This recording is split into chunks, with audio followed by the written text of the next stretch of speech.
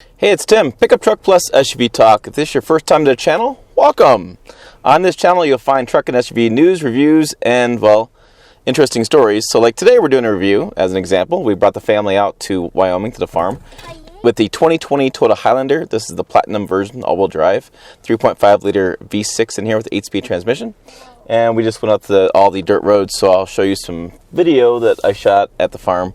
Excuse some of the dirt on the back of the rear hatch because, well, that's what happens in the country. Dirt road. Yeah. So in this video review, we'll tell you about the exterior, the interior, with a family review of the interior, and we'll tell you about the driving impressions we have of this 2020 Toyota Highlander. We're going to get to all of that right now. Okay, so I'll show you some of the exterior. We'll do a little B-roll because, well, it got a little dirty, and we'll talk about the new changes they made this year. Speaking of these changes, you really can see it in the exterior. A lot more body lines, new grille, a lot different look in the front end. I'll go a little bit more in detail about that a little bit. And interior, lots of changes as well. And so we'll kind of see the exterior here. Kind of a beautiful setting here. I think it's down in Texas or someplace. And so we'll kind of walk our way around this vehicle.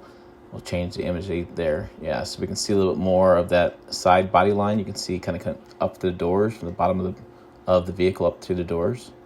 And in the back, they've really made, I think, a really nice change in the back. And I have some pictures of the 2018 model, which is the prior generation, and 19 is probably prior generation as well. But anyways, I have a 2018 model. At the end of this presentation, you'll see the changes of the way the image looks as far as how the styling looks and the changes made there. But you know, you really can see that body sculpt. It just looks more athletic, looks more attractive, and for lack of a better word. All right, here is the 2018 model year, and you can see the differences, big changes.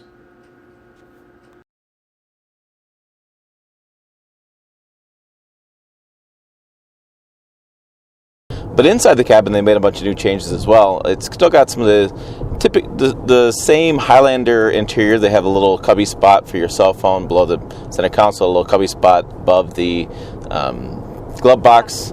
And but they've made some big changes to the center screen. They've wrapped some carbon fiber around it as well. I think it's a pretty nice look overall. They also made a change here, which I didn't realize when I drove this a few months ago, which I'll link to that video above.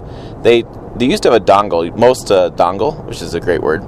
It's a long stick, and a long stick goes underneath the steering wheel, and that's where you set the cruise control. In this case, they've changed that, and so they have changed the cruise control so it sits in part of the steering wheel, which I just set, and go. All right, and I have heads-up display in this as well. So those are two big changes I noticed immediately as a driver. I have all the Toyota Safety Sense technology as well. I have lane departure assist, adaptive cruise control, I have blind spot monitoring when I back away. So I have all that new safety features in this vehicle. I have some USBs up front. I have the new 2.1 amp fast charger. I have some drive mode select with mud, sand, rock, and dirt if you were to do the more all-wheel drive than maybe this vehicle was designed for. You can do it. We have snow mode, we have downhill assist control, and we have auto stop turn off button, which is always a good feature if you get tired of that vehicle turning off at stop signs and it really bugs you. Click the button. It's pretty easy. Cup holders, yeah. And we're using Wi-Fi in here as well. We have the new Wi-Fi of Toyota through AT&T, and so we're using the Wi-Fi setup. And yeah, we'll talk to you about the screen here in a little bit. I'll do a little demo of that when I get stopped. But I think that basically covers all the new features in here. We have the big panoramic moonroof, which we haven't even activated yet. We haven't, but I will. And we have the conversation mirror, which is always a big fan with my wife. She loves seeing the kids in the rear seats. Making sure nobody's hitting anybody. Yeah, I pretty much just ignore them. All right, so that's kind of what we've done with the interior. I'll talk to you a few more changes. We do have 3 rows in this with the bucket seats for the captain's chairs. And you can see with the kids, they look pretty comfortable back there, don't you, kids?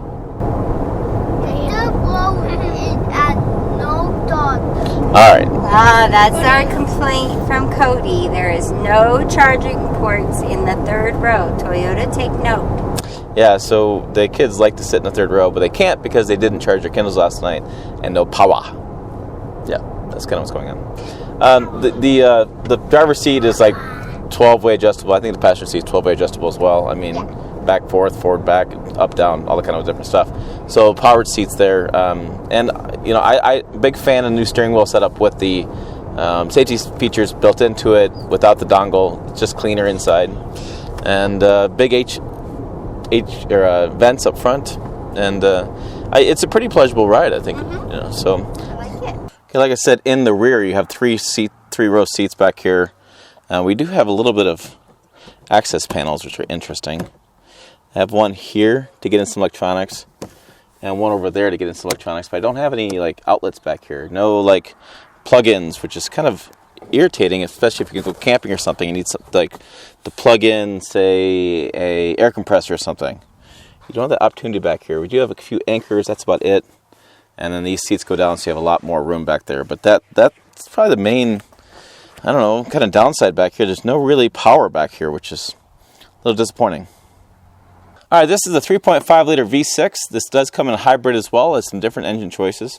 And so this is the direct-injected V6, no turbo, don't worry about that.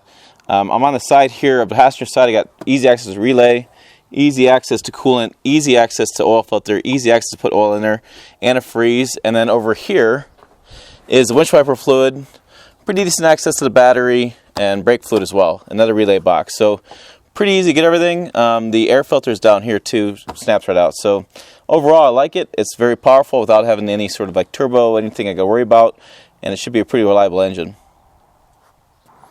Okay, I really like what they did here. They got the fog lights, they have the lower fascia going across, and then they have really nice headlights here too. So really a sharp look overall in the exterior, just kind of evolution of the vehicle, but I think it really pulled off pretty well, even with the hood up.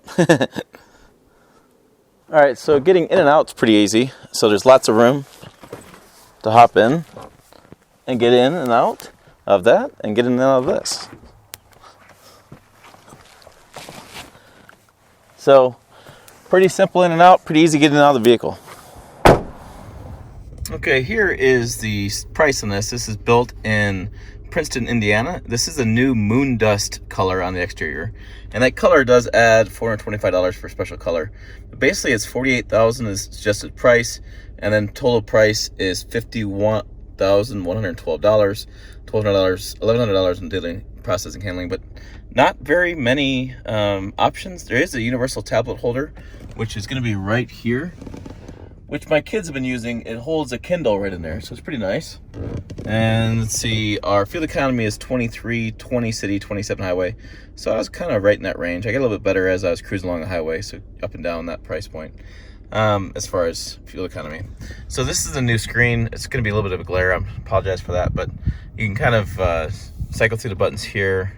Your menu, you kind of go there. And then this, what's neat with this is I play with this a little bit early, and another time I did reviews, you can move this around and it goes that side. So you can kind of move that around. So it kind of just splits that screen in two-thirds to a third, and you just kind of move that back and forth as you want to. But it's a pretty fast system. Everything moves along pretty fast when you get going on stuff. So pretty nice system overall. Yeah, so let's go ahead and talk about the ride quality of the vehicle and riding around. We did the dirt, we've done the road, and I think the main takeaway is it's smooth. It's a nice ride. I mean, it's not rough. The road noise isn't too bad. Mm-mm. It's not a high-end luxury where you can't hear anything, but... Right. Yeah, I mean, I'm hearing a little bit more wind noise, but it is windy today. I mean... Nebraska, Wyoming. Yeah, so I'm not too concerned with that. Or Wyobraska. Wyobraska, yes, Wyobraska. So I don't have any... So it's not as quiet as maybe luxury ones, but, to me it's quiet enough. We're talking just fine, and I don't have any problems there. And it's really a smooth drive. Off-road and on-road, I had no problems with hard hits or anything like that. It's definitely a vehicle where you could take a long family trip with. Oh, yeah, I was just thinking that. Too bad we don't have this during the summer. Yeah, too bad we don't have this without the bug going on. We'd be just long family trip, camping trip would be awesome in this. Fold down those third row seats, and you got plenty of storage back there to load a bunch of stuff in and go. Yeah. And it feels really comfortable. I mean, I no problem with the seats at all, and I'm averaging 23.2 mile per gallon, which seems pretty accurate for this. This is a little bit larger SUV, 3-row, and so you're not going to get those 30 and 40 numbers you do off those little smaller ones, but they do make a hybrid version. If you're concerned about fuel economy, go ahead and check out the hybrid version. That's definitely something to check out. But I have all the features I want: heated seats, heated steering wheel, lots of heated steering wheel. Yeah, over here. I'd look for that one. Auto high beams as well. Heated and cooled seats. I mean, it's tough to pick this apart. I have a JBL sound system, so it sounds really good.